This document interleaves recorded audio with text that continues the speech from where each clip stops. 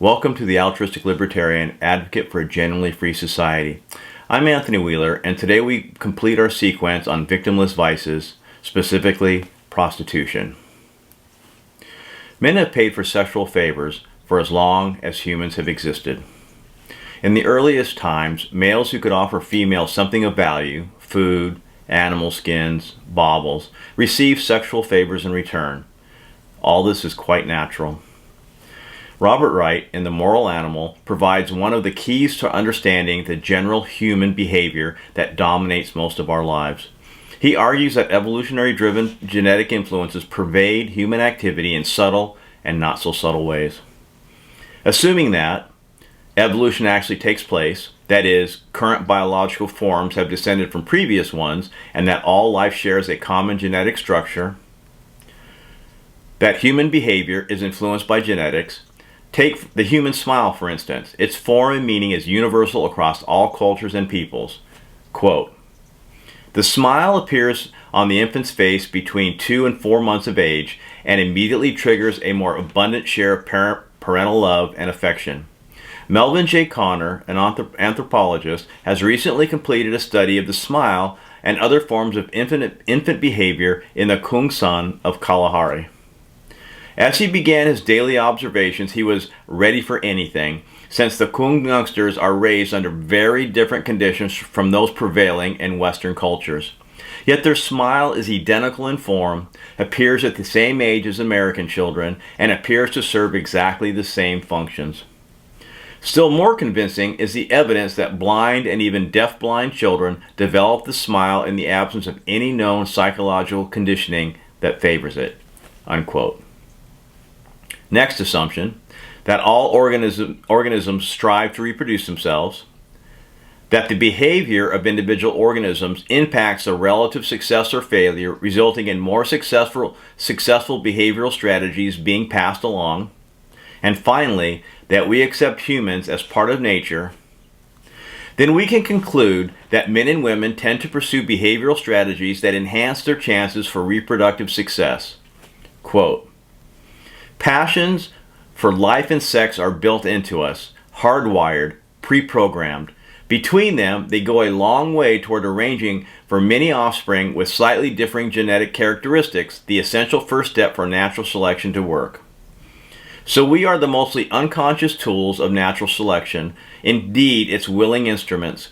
As deeply as we can go in assessing our own feelings, we do not recognize any underlying purpose. All that is added later. All the social and political and theological justifications are attempts to rationalize, after the fact, human feelings that are at the same time utterly obvious and profoundly mysterious." Unquote. In a primitive state, women require resources to feed and protect their children.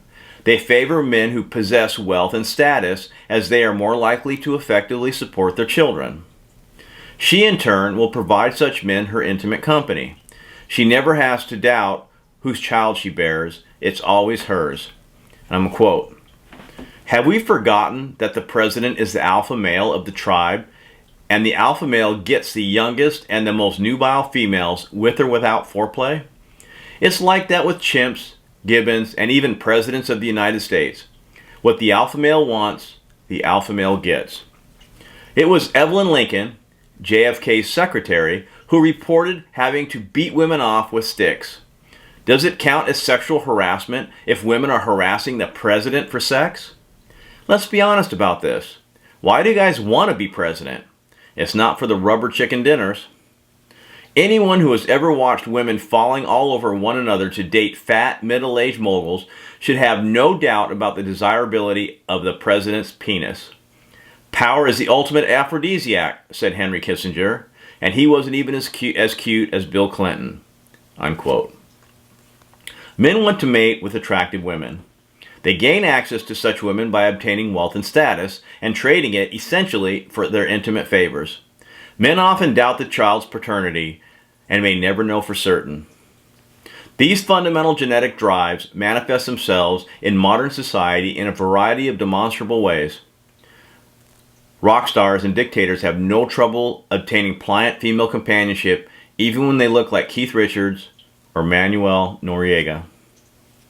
Rich old men, regardless of their physical condition, never lack feminine attention or company.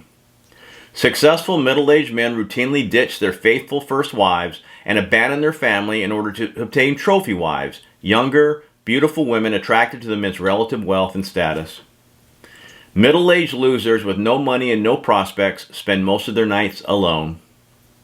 In a recent poll, men and women were asked to rank the 10 most important things. Women ranked money as number 1. Men ranked sex. Quote, despite the fact that women's sexual standards have risen as male organs have wilted, it can still be demonstrated that young women like older men with money, and that mating is as determined by economic imperatives as it ever was. Unquote. Many viewers will blanch at this harsh biological reduction of our finest sentiments, exposing the unappealing underbelly of raw human biological existence. While these underlying forces drive so much of our desire and behavior, most of the time we remain oblivious to the genuine source or purpose of these drives and simply carry on anyway. Quote, understanding the often unconscious nature of genetic control is the first step towards understanding that, in many realms, not just sex, we're all puppets, and our best hope for even partial liberation is to try to decipher the logic of the puppeteer. The full scope of the logic will take some time to explain, but I don't think I'm spoiling the end of the movie by noting here that the puppeteer seems to have exactly zero regard for the happiness of the puppets. Unquote. Men pay for sex one way or another. Taking a woman out on a date, buying her dinner, perhaps a movie, hoping the evening will be crowned with a happy ending. Or longer-term arrangements, where a man with means provides an apartment, clothes, and spending money for his mistress. And finally, marriage. The ultimate price a man can pay for sexual access, potentially half of everything he owns. To outlaw short-term cash arrangements is pure hypocrisy.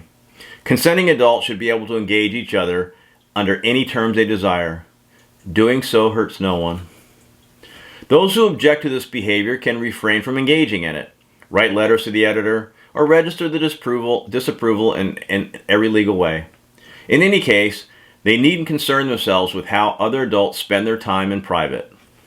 Prostitution can be a healthy and honorable profession, given a suitable cultural surround. As it stands, many of the sex workers make a living in dangerous and unhealthy circumstances with no protection from the law.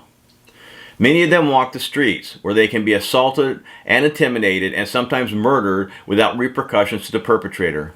Quote, women working in prostitution experience more levels of violence against them than women working in other fields. In 2004, the homicide rate for female sex workers in the United States was estimated to be 204 per 100,000. This figure is considerably higher than that for the next riskiest occupations in the United States during a similar period, 4 per 100,000 for female liquor store workers and 29 per 100,000 for male taxi cab drivers. Unquote. We need to pause for a moment to consider the magnitude of these facts. It's 51 times more dangerous to be a female sex worker than the second most dangerous profession for women, liquor store clerks. 51 times. Compared to the most dangerous occupation for men, driving a taxi, prostitution for women is over 7 times more dangerous based on murder rates. I argue that men have paid women for sex since humans have existed, and that is true. I argue that consenting adults should be free to do what they please without interference from the government. I believe this argument is fundamental and decisive. But from a purely pragmatic social health issue, we should eliminate their prohibition from prostitution so that these people can get proper protection and not be subject to the dangers of the underworld.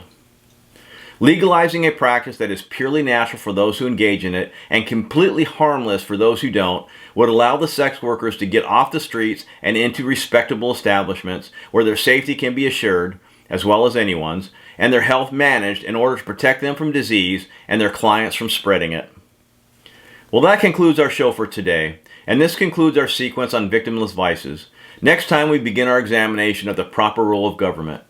Until then, peace.